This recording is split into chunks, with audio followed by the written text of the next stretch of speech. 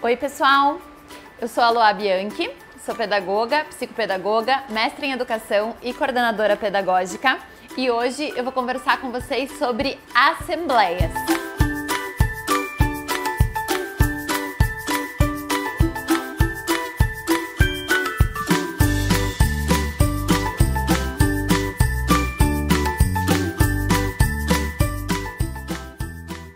Hoje eu vou conversar com vocês sobre um assunto que mexeu muito com os meus seguidores lá no Instagram, que foi o assunto assembleia. Bom, assembleia é algo que a gente escuta e gera uma certa estranheza porque não é tão habitual de se encontrar ainda esse tipo de prática nas escolas. A escola em que eu trabalho, que é a Escola Nova Geração, já trabalha com essa prática de assembleia há muito tempo. Então, eu fiz um vídeo lá no Instagram para falar sobre assembleia, mas decidi trazer aqui para o canal também, porque foi um assunto que realmente gerou bastante curiosidade. O que seriam as assembleias? Existem muitas maneiras diferentes de trabalhar com essa prática dentro da escola. Escolas muito conhecidas, que têm uma pedagogia muito reconhecida mundialmente, como a Escola da Ponte e as escolas municipais de Reggio Emília, utilizam a prática de assembleia. Mas cada uma faz isso de uma maneira muito diferente uma da outra, organiza em formatos muito diferentes. Mas o mais interessante é um objetivo da assembleia que ele prevalece. Por quê? Porque a assembleia é algo democrático. Então a gente já pensa na educação participativa, numa educação em que todos têm voz, em que todos podem se posicionar.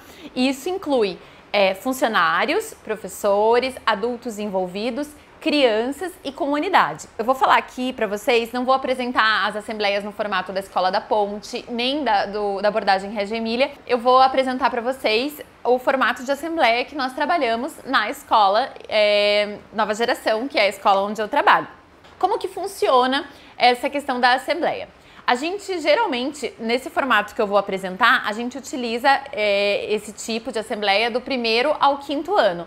Mas na educação infantil a gente também adapta esse formato de um outro jeito que corresponda mais às expectativas e à forma como as crianças da educação infantil se comunicam, que é bastante diferente do formato do ensino fundamental. Como que funciona? Quando a gente pensa que a gente quer formar, que a gente quer construir um ambiente que valorize cooperação, solidariedade, companheirismo, diálogo, a gente tem que pensar em propostas que vão realmente ao encontro desses objetivos. Não adianta eu falar de uma escola participativa, de uma escola democrática, se eu não coloco o valor da participação e da voz de todos os membros envolvidos dentro do processo. Então, a gente explica isso para as crianças, fala e mostra para elas com atitudes que elas têm voz aqui dentro. Qual que é a nossa ideia? Quando a criança ela entra na sala, geralmente já tem um espacinho da assembleia dentro da sala, que pode ser, por exemplo, uma parede com 2 cartazes ou 2 potinhos, igual eu vou mostrar aqui para vocês em imagem, que tem os potinhos ou depende da turma, caixinhas, às vezes a turma ajuda a construir, às vezes a professora já traz pronta. Então são 2 caixinhas ou 2 potinhos como esse que eu tô mostrando aqui para vocês. Um potinho é o do quero discutir e um potinho é o do eu felicito. O que significa isso? Ali dentro daquele potinho do eu quero discutir, a criança vai poder, no momento em que ela considerar mais adequado, no momento em que ela estiver precisando, pegar um papel e escrever no papel algo que ela quer discutir sobre o que aconteceu dentro da sala, dentro da escola, em alguma situação com algum colega, em que ela não gostou, que ela se sentiu mal com aquela situação, ou que ela acha que aquela situação pode melhorar, ela escreve e coloca dentro desse potinho ou dentro do envelopinho. As possibilidades de como organizar isso são múltiplas. O mais importante é que a gente tem que saber que é por escrita, então a criança ela vai escrever. No 1º ano, algumas vezes, as crianças ainda não estão escrevendo. Não tem problema, elas podem desenhar o que elas gostariam de comunicar. Então, por exemplo, eu quero discutir que tem um amigo que joga sempre papel no chão. Então, ela pode fazer um desenho sobre isso, porque na hora da assembleia a gente vai ver esse desenho e vai discutir esse desenho. Uma coisa muito importante do potinho do eu quero discutir é que a gente não pode divulgar o nome da pessoa. Então a gente não cita nomes, por exemplo. O fulano eu não posso dizer isso, eu posso colocar assim, tem uma pessoa que está sempre furando fila aqui na escola. A ideia não é julgar a pessoa que fez a atitude errada, é a gente discutir sobre isso, a gente pensar em grupo, como que a gente pode melhorar essa situação. Como será que essa pessoa, se é só uma pessoa que está fazendo uma coisa que não é legal, como que ela pode melhorar essa questão, resolver isso? Então a gente não coloca nomes na crítica, a gente simplesmente traz o problema, a atitude para o grupo, ou o que todo grupo precisa melhorar e tudo mais.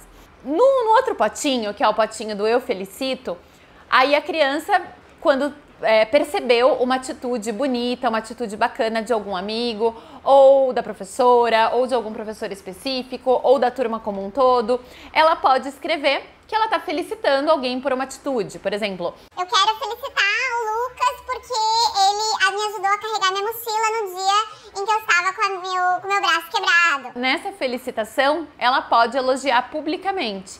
Então ela pode colocar o nome de quem ela quer felicitar. É muito engraçado que às vezes, dentro da sala, várias crianças felicitam uma mesma criança pelo comportamento, pela atitude. E aí a gente fala, nossa, vamos discutir isso, vamos pensar sobre isso. Por que tanta gente felicita o Lucas, por exemplo? Que tipo de atitude que ele tem, que a gente pode, de repente, pegar pra gente também, que a gente pode se esforçar pra fazer parecido, que a gente valoriza nas pessoas e por isso ele foi tão felicitado. Então é uma maneira de dar voz para todas as crianças, fazer com que aquelas que às vezes não se sentem à vontade para se posicionar. A gente sabe que dentro de uma sala de aula é muito comum que a gente tenha um grupo de crianças que fala demais e o outro grupo que fala de menos, e a gente quase não dá voz para eles. E muitas vezes eles estão incomodados com atitudes, eles gostariam de falar. Então eles escrevem, porque às vezes é mais fácil para a criança, a gente mostra para ela que é um caminho de conversa também a escrita, né? Uma ferramenta muito importante. E aí a gente dá essa possibilidade para a criança de ela se expressar, de ela conseguir se fazer ouvir. Ela também pode dizer que foi ela que escreveu, ou ela pode ficar no anonimato e preferir não escrever, não falar que foi ela que escreveu. Geralmente isso funciona. Já aconteceu de, por exemplo, uma criança anônima escrever uma coisa que não era legal para o grupo? Já aconteceu, mas é muito pouco, porque isso é uma coisa cultural. Dentro da turma, o professor que vai guiar, a professora que vai guiar essa experiência, principalmente nos primeiros anos em que ela vai acontecer, no primeiro ano, no segundo ano, ela vai mostrando para as crianças que aquilo ali é um ambiente seguro, é uma atmosfera de segurança em que todos podem se posicionar, em que você tem que respeitar os outros, a voz dos outros, o que os outros pensam, que tudo bem pensar diferente, que quando você está num grupo, você precisa escutar se aquilo que você faz atrapalha os outros. Você precisa pensar sobre as suas atitudes, pensar sobre as atitudes dos outros. Eu vejo que esse tipo de assembleia, esse tipo de momento, ele é tão especial porque ele fortalece o grupo enquanto grupo. Porque nós não somos na escola seres completamente individuais. Nós temos nossas singularidades, temos as nossas individualidades, mas principalmente a gente precisa ter um senso de coletividade, de grupo. Até onde que vai o meu direito? Até onde eu chegar no direito do outro. Até onde eu esbarrar com o que o outro sente, com o que o outro pensa. Então a gente começa a trabalhar dentro de uma cultura de escuta, de fala, de diálogo, de troca. Uma coisa que a gente sabe bem, né, gente, é o quanto nos dias de hoje é difícil dialogar. O quanto os adultos têm dificuldade de escutar o outro, de se colocar no lugar da outra pessoa. Então, o quanto esse tipo de prática dentro da escola pode fortalecer laços, pode fazer com que a pessoa entenda que ela está num coletivo, porque tem crianças que são filhos únicos, por exemplo. E dentro de casa, ou mesmo que tenha um irmão, né? Que hoje em dia é o máximo 3 irmãos em casa, não existe mais do que isso, que nem antigamente, que eram 7, 10 pessoas para se virar dentro de uma comunidade de irmãos. Hoje em dia é um filho único. Então, o que esse filho pensa do mundo? Que tudo gira em torno dele, né? Então ele tem atenção exclusiva. E quando ele chega na escola, o que acontece? O que acontece com essa vida da criança? Se torna uma vida social de verdade, em que ela vai ter que dar espaço para outra pessoa, em que ela vai ter que aprender a dividir as coisas, em que ela vai ter que falar que ela não gostou e para o outro parar de fazer determinada coisa, sem ir lá e bater direto, sem... Tem muitas crianças que fazem isso porque tem esse modelo, porque não tem recurso nem repertório verbal para lidar com dificuldades.